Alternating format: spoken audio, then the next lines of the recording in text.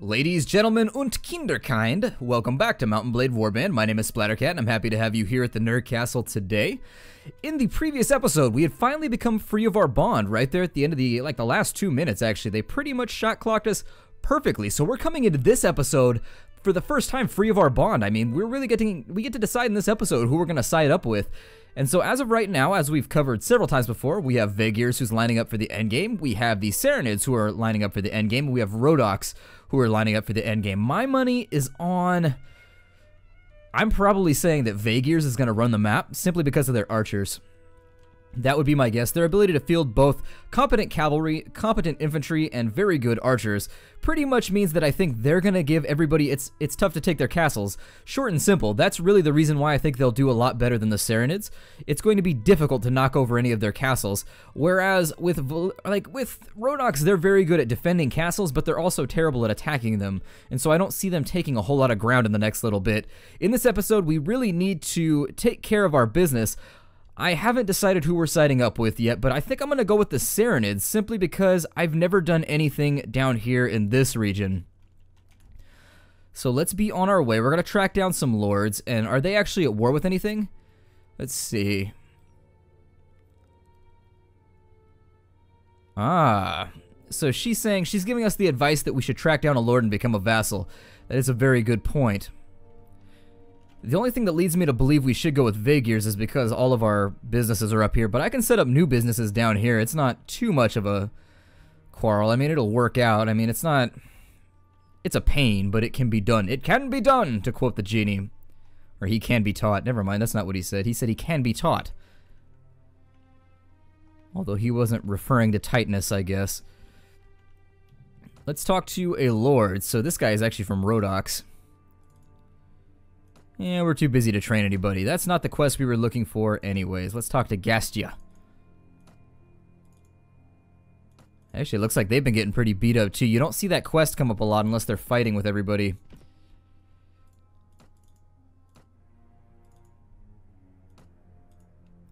Suppose we could find the king. Sultan Hakim, I think is his name. I don't know what cities he's running right now, but it's probably Durkuba. If I had to hazard a little bit of a guess, I would say it's probably here. Oh, Vaegirs and Nords made peace. Yeah, that's probably a good plan. And so just in time, they went to war with Rhodoks, which leads me to believe we should track down the Lord of the Manor here, although I don't know where he's at. He could be out. I should ask somebody. That's what I should do. I should forestall stereotypes about my manly being and actually, you know, just ask for directions, not wander around aimlessly for the next couple hours. I mean, I feel like I'm losing a couple of man points there by doing it, but I think in the interest of making the episode better, we're just going to go for it. I think they're already out on campaign at this point. Which is disappointing, because I would like to jump in on this whole thing. Ooh, they got a little raiding party going on down in here. I could come to the rescue.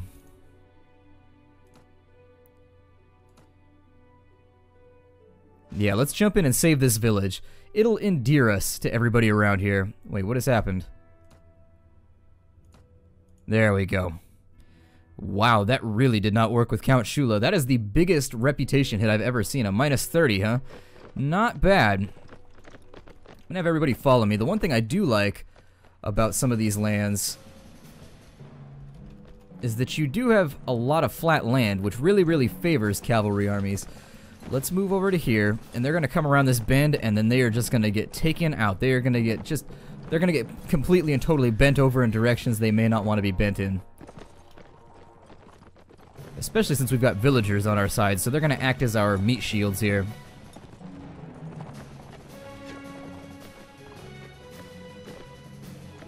We are up against sharpshooters, which means that we're going to have to engage a little bit differently than we have in the past.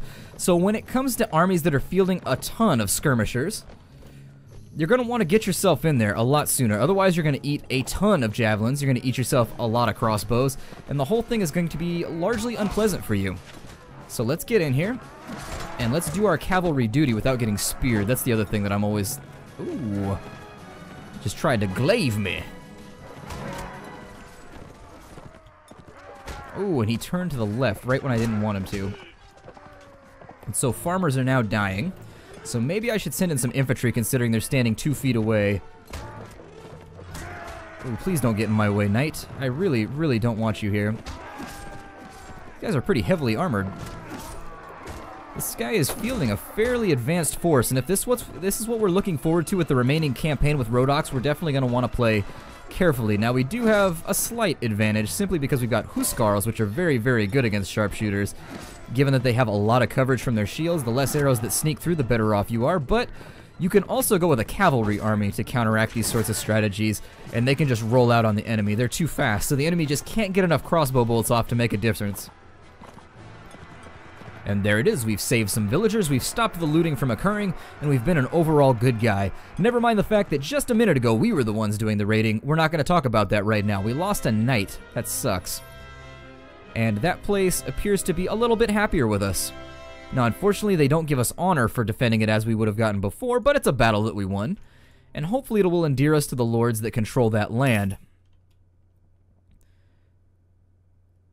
Oh my, without our mercenary payment, we're also bleeding cash.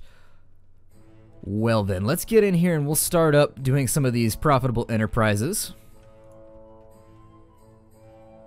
Let's go talk to the guildmaster. We may not be able to get in on a war here. We need to set up 2 or 3 businesses. Make ourselves a little bit of Skrilla before we go back on the campaign trail. Armorer. I think I've been here already, and I believe I had to go up those stairs to get at the guildmaster. Wait, do I already have one here? Hold on, let me look at my... Where is that at? We're gonna look at our budget report. Der Kuba, we already have something here. Never mind, let's go elsewhere. Let's go to Amarad.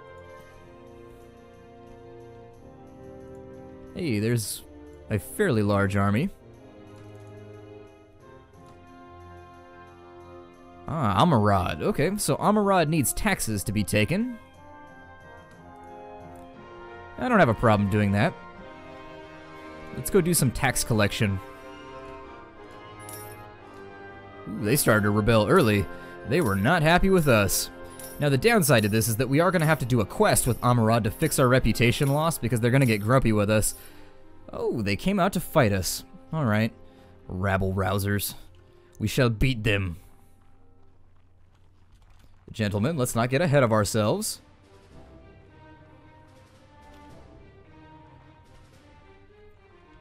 We're going to make a line right here. Oh, they're going to throw rocks at me.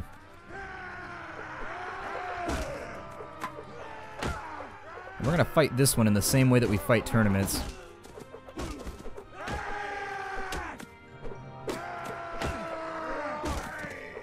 Alrighty. I was trying to test my armor right there. If you noticed I didn't block, I wanted to see if their clubs could get through. And I'm pleased to report that it looks like they can't. These little guys with knives, you should know that you can just like stab them with impunity. They can't block you or anything. Those overhands though we gotta watch out for. There we go, and then I didn't signal the charge either. I'm sitting here soloing the entire city of Amarad. And I probably shouldn't do that. There might be one left. I see people still charging, so yeah, there's probably one caught up in the collision over here. And there he... Oh, don't hit me with a rock. That's what I was concerned about. Right there. What happened to Beheshter? Beheshter had a really bad day. You see that bloody face? That's what I was worried about. He went straight David and Goliath on that guy. And I do not want to play the part of Goliath. Looks like this location is pretty wealthy. The stipend that we're receiving here is enormous. Yeah, we got 8,000 dinars from there. Not a bad pull. Not a bad pull at all. I think I saw the Emir running around.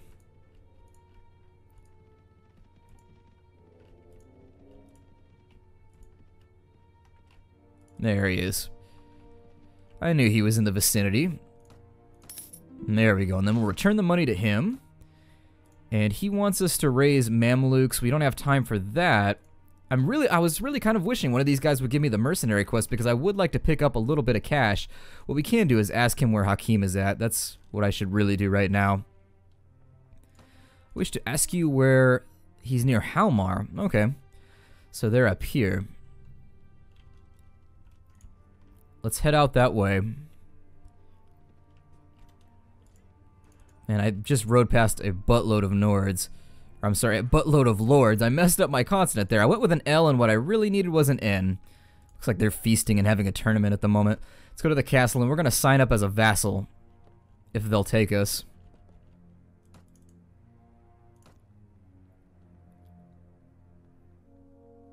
Okay, so... Oh...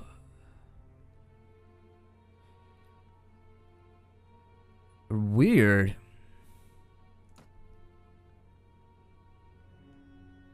Interesting. I wasn't aware that, so basically what's happened, I didn't read all the text because there's a lot of it. So basically what has happened is they're sexist, so they're not going to take me as a lord, they're not going to give me a fief, they're not going to enfeoff me. Now, whether or not they made me a lord when I requested it, usually they make you take an oath of vassalage. And so, let me see. I mean, we could sign up and not get a fief.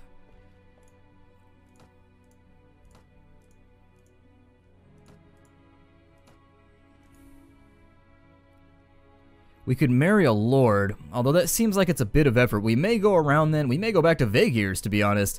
We may swing back through Vaegirs and just go with them. This is a little disappointing, but we can say we're willing to fight even without the fief, but then we're not getting paid. That means we're still just a raider. Okay, so we're not going to take the fief.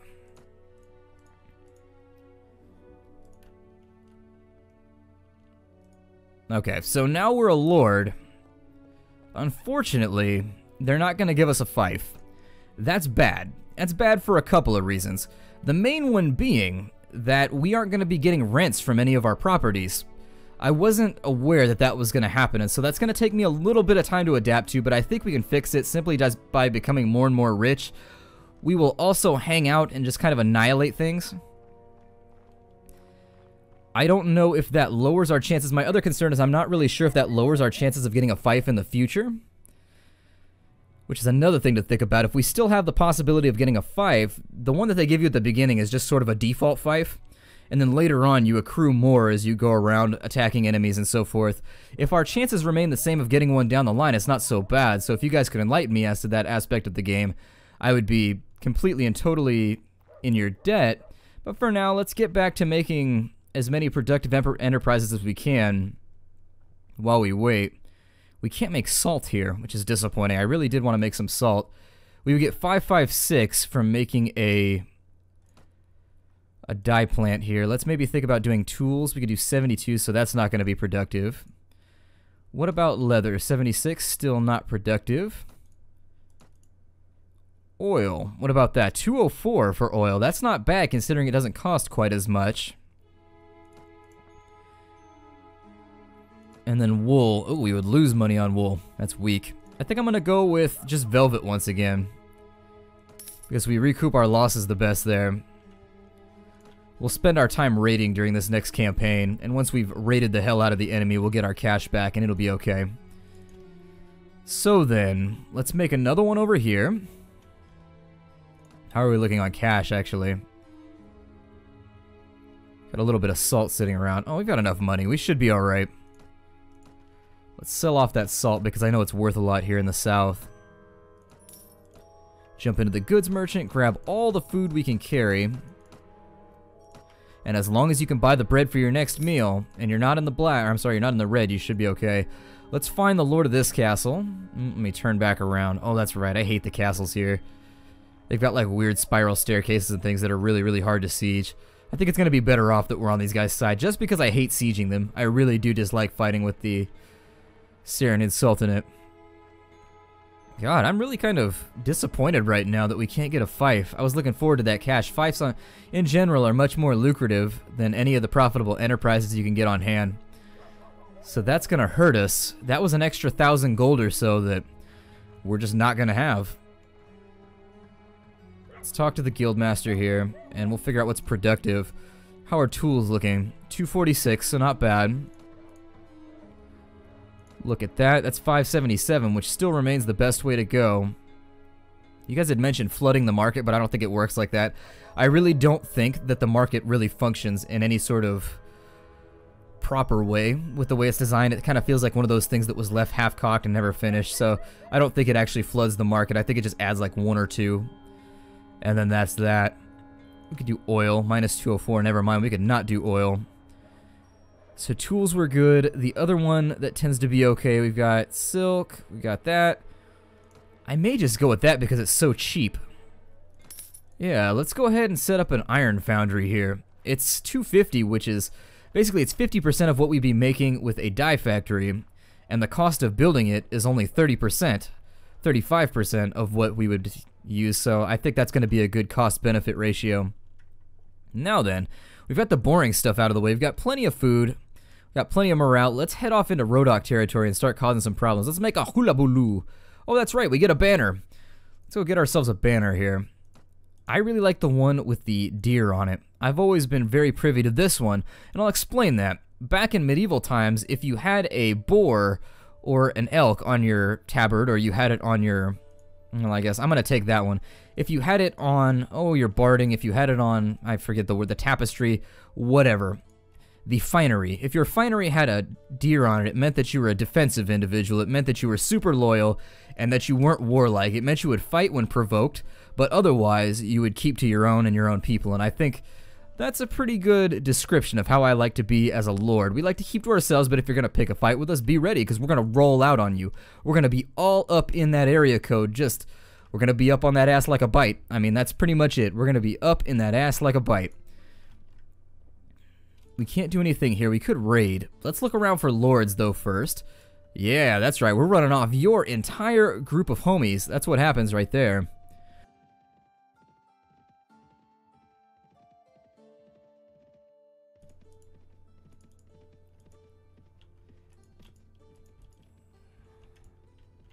And they're all doing that little prancing pony thing where they're dancing in and out of Jelkala until the big dog comes out and tries to fight us. Oh, those guys are making a sprint for it. Let's see if we can fight them.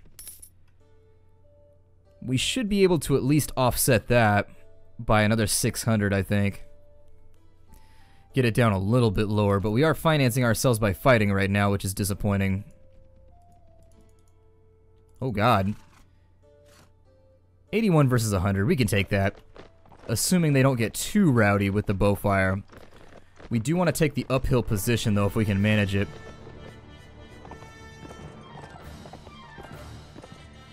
Take my archers, plant them up the hill here.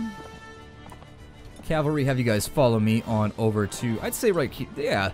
I think if the battle's going to take place, this is where I want the cavalry to be. And then for infantry, let's figure out a little bit of strategy for them, because we are going to be taking a load of arrow fire here. This is a battle that I would remain tentative about. I wouldn't place any bets on this one. This is going to be kind of a toe in the water. We spent all of our time fighting other armies over the last 25 episodes or so, and it's been a little bit since I fought with Rhodok, so we're going to have to get a feel for how they're going to hit us. Let me ride ahead a tad. I hear arrows. Are those my guys? Okay. And actually what we might consider is doing kind of a reverse hill defense. In military strategy, a reverse hill defense removes your enemy's ability to fire on you because you're set up right here on a hill, and the second they crest the hill, you give it to them.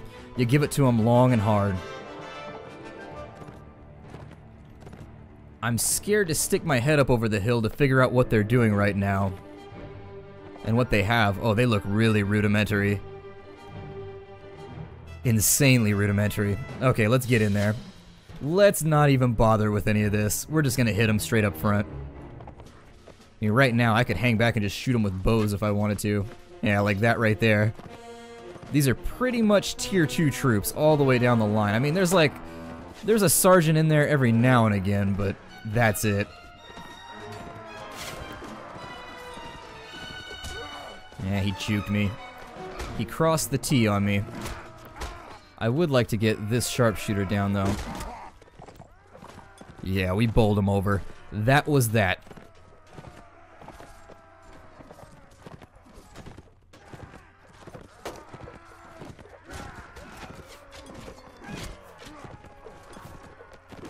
Sharpshooters are still managing to be a hassle.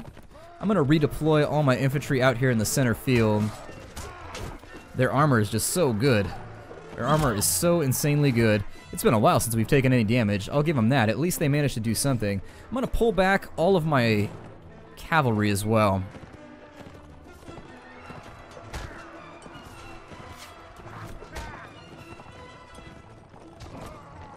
We'll just have them fight everybody down in this valley.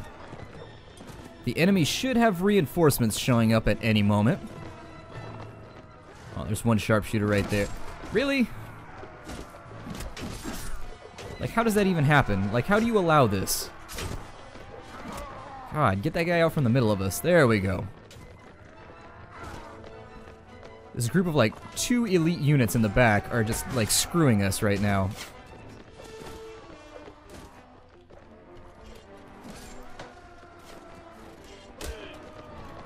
Okay, and then we'll send them up the hill one more time. This battle should go... I mean, unless they're second wave, I don't see the enemy using weird unit configurations, so I would think that everything is going to be downhill from here for them. They tend to start out with their best foot.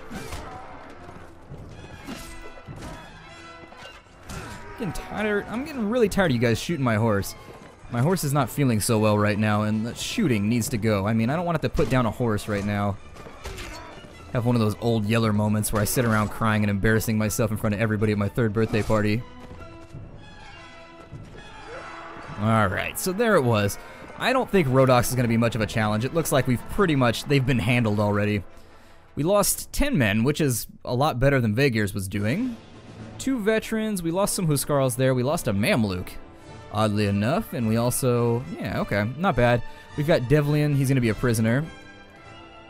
And let's see who we can take back to base with us to sell off as a minion. I hope you guys enjoy rowing boats. If you've ever enjoyed a fine afternoon out on the lake, well, just letting you know, you're going to enjoy it a lot in the future. They drop really good loot, wow. Impressive. Take what we can, and then retreat back to our own corners of the universe. He's going to try and run us down. But we're going to get out of his range and give ourselves a couple days to heal everybody up.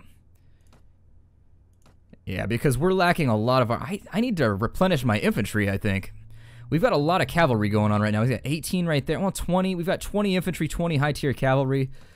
I think we could get away with splitting these sort of in half. I say sort of in half because you can't divide 11 in half. That's a little mathematical trick. If you didn't know... Oh, my horse got killed. How did my horse die? I didn't get unhorsed. Or did I just unequip him like an idiot and then forgot to re-equip him? I don't know what happened right there. I may have put him over in the other infant... I didn't lose my horse. I'm not sure where my horse went. It either despawned my horse, or I did something really dumb. One or the other. I'm going to lean towards the latter, because it seems more likely. We could hit some of this stuff out here. But let's go get rid of our minions first. All the guys that are carrying the baggage at the moment, we need to get them off our backs. They don't field a lot of cavalry over in Rhodokland. Ooh, they took stuff over here. Looks like the Sarranids are not on their A game. They took Cherise. So why are we not hitting back right now? I mean, I feel like we should probably hit back. If you guys get wiped out, I'm going to start thinking of myself as an albatross. If you guys get wiped out shortly after I join, like really, I don't like that. I don't like that at all. I don't like the way that factions are going after I join, and I know it's not me because we keep winning. So as long as we keep winning, at least personally, there's a battle going on over here too. Yeah, let's jump in on the siege.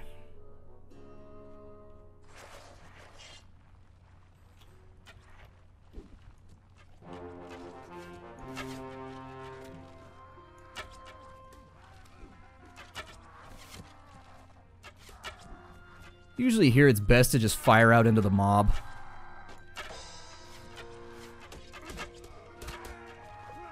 Which is exactly what I'm going to do. Oh, and then once they fire back, I was trying to get out of the way, but I got greedy with my shot.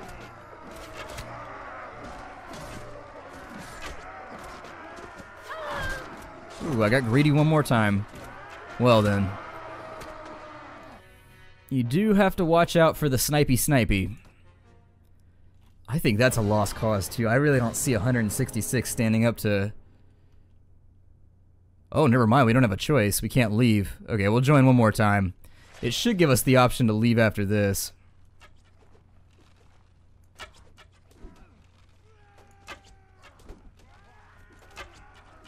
What I really use sieges for is just the opportunity to increase my bow skills. Get some freebie points.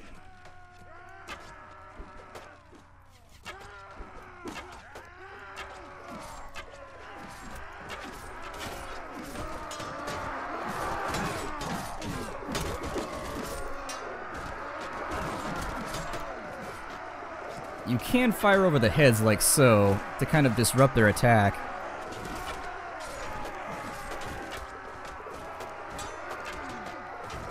Yeah, let's just stick with that strategy.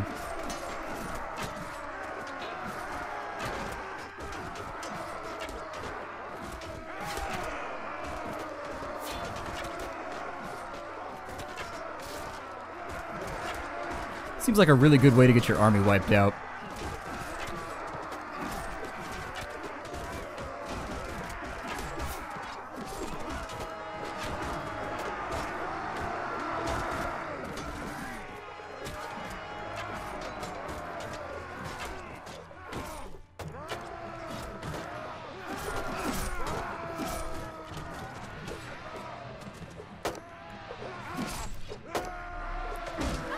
Oh, he swung. I hate that bug. He swung through his own unit. So polearms have this nasty tendency to swing through units, and it's cheesy. I dislike it every time it happens. You'll see if you slow-mo that, the spear went through the shoulder of the guy in front of him. Normally, collision is supposed to block things like that from happening, but what are you gonna do?